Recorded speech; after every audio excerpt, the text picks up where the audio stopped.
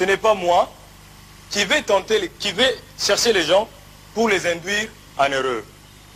Ce n'est pas moi. La Bible est très claire à ce sujet. Et je vous prie, pour ce faire, de consulter Jacques, chapitre 1, verset 1 à 12. Vous constaterez que ce que je dis est vraiment vérifié. Si votre délicatesse peut permettre que je prenne la Bible pour que je vous en fasse lecture. Prévenir Satan le diable. Monsieur le Président. Le juge assesseur fera la lecture à votre intention. Merci, Monsieur le Président. Prenez la Bible.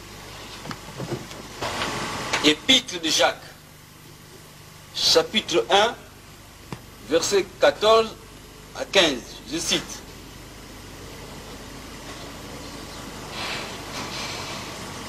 Mais chacun est tenté.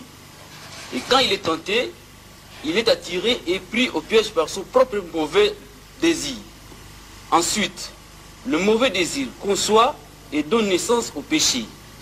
Et quand le péché est pleinement développé, il donne naissance à la mort. Fin de citation. Merci, monsieur. J'espère, monsieur de l'assistance, que nous avons tout suivi. La Bible dit, avec netteté, que mais chacun est tenté, non pas par les diables, mais par son propre mauvais désir.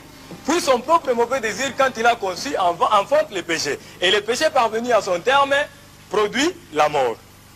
Voyez-vous que jusque-là, je ne suis pas engagé. Dieu dit, voici, je mets devant toi les biens et les mal. Mais toi, choisis les biens afin que tu vives. C'est dans Ésaïe, Dieu dit ça. Voici, je mets devant toi les biens et les mal. Dieu dit, je mets, c'est Dieu lui-même qui met les biens et les mal devant l'homme. Il dit, mais toi, choisis les biens afin que tu vives. Mais Dieu met les mal. Les mal, c'est quoi? Les mal, c'est qui?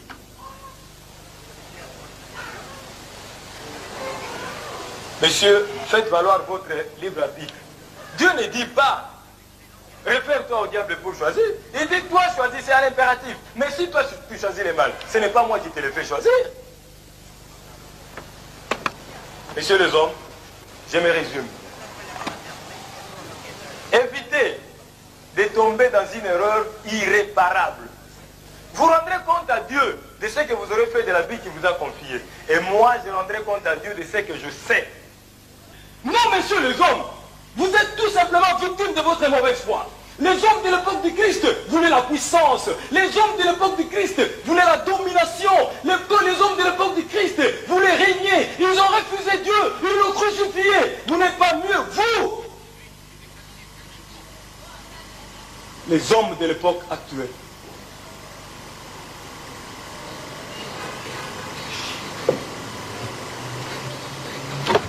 Messieurs les hommes, encore une fois, soyons sérieux. Vous êtes des incapables, tous des incapables. Un laps de temps suffit pour qu'on vous retrouve dans des prières de confession interminables. Observez, je vous prie. Les hommes qui s'efforcent de paraître justes devant Dieu. Eh bien, vous constaterez que je ne compose jamais avec ces personnes-là, bien que par moments, il m'arrive de perturber leur vie. Mais pourquoi pensez-vous que je ne compose jamais avec ces gens-là? Pourquoi? Eh bien, parce que je n'ai pas qualité. Mais pourquoi croyez-vous que je ne compose jamais avec ces gens-là? Eh bien, parce que tout simplement, cela m'est interdit. Je n'ai pas les droits, je n'ai pas le pouvoir de m'immiscer dans leur vie.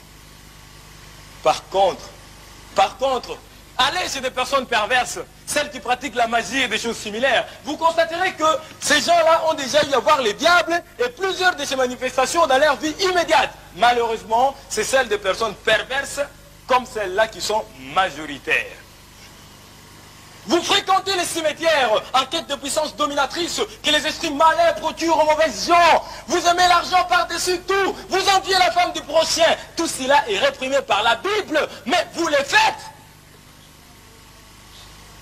Vous avez votre conscience pour vous arrêter, mais vous refusez. Vous commettez des actes, mais vous ne voulez jamais en supporter les conséquences. Puis soudain, quand cela se retourne contre vous, vous accusez les diables. Ce n'est pas juste. Non, messieurs, vous n'avez pas raison de m'accuser, messieurs les hommes. Je plaide non coupable.